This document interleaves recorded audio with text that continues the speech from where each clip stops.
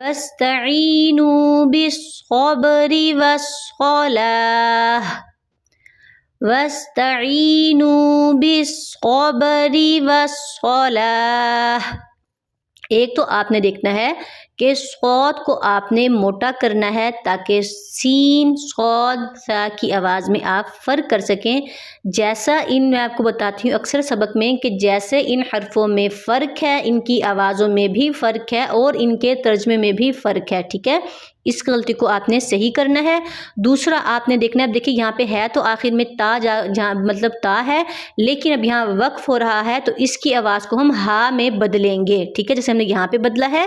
دوسرا آپ نے با پہ قلقلہ کرنا ہے۔ قلقلہ کے بارے میں نے کل والے سبق میں بھی آپ کو بتایا تھا کہ قلقلہ آپ نے کس طریقے سے کرنا ہے، پھر دوبارہ سے بتا دیتی ہوں کہ آپ نے دیکھنا ہے 5 حرف اگر کہیں ہوں، قوف، طا، با، جیم، دال، یہ 5 حرف اگر کہیں ہوں اور وہ ساکن ہو رہے ہوں، ساکن کہتے ہیں کسی حرف کے اوپر جزم کا آ جانا، ٹھیک ہے؟ آپ نے دیکھنا ہے یہ حرف ساکن ہو رہے ہوں، پھر آپ قلقلہ کریں گے۔ قلقلہ کس طریقے سے کہ آپ نے حرف کو ہلانا ہے، ٹھیک ہے؟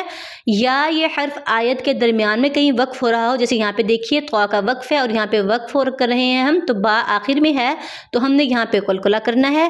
یا یہ حرف آیت کے آخر میں جیسے آیت ختم ہوتی ہے، اب یہاں پہ نون ہے، اگر نون کی جگہ ان 5 حرفوں میں سے کوئی ایک حرف ہوگا، کہیں بھی اگر آیت ختم ہو رہی ہو، پھر ہم قلقلہ کریں گے، مطلب 3 صورتوں میں قلقلہ کیا جائے گا، ان حرفوں کو ہلا کر پڑھا جائے گا، اس کے علاوہ قلقلہ نہیں ہوگا، ٹھیک ہے؟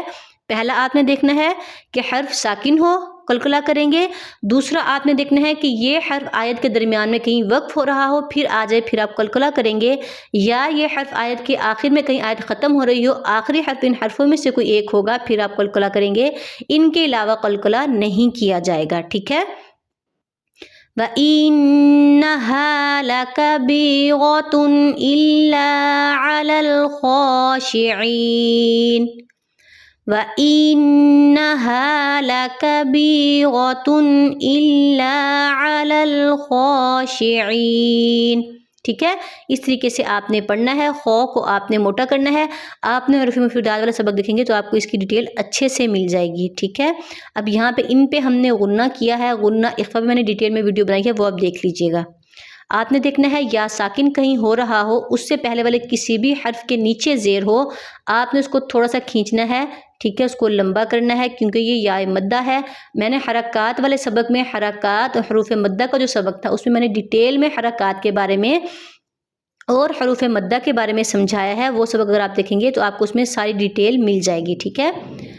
الذین یظنون انہم ملاقو، الذین یظنون انہم ملاقو ربہم وانہم الیہ، ربہم وانہم الیہ راجعون، راجعون۔ واستعینوا بالصبر والصلاۃ وَإِنَّهَا لَكَبِيرَةٌ إِلَّا عَلَى الْخَاشِعِينَ الَّذِينَ يَظُنُّونَ أَنَّهُم مُّلَاقُو رَبِّهِمْ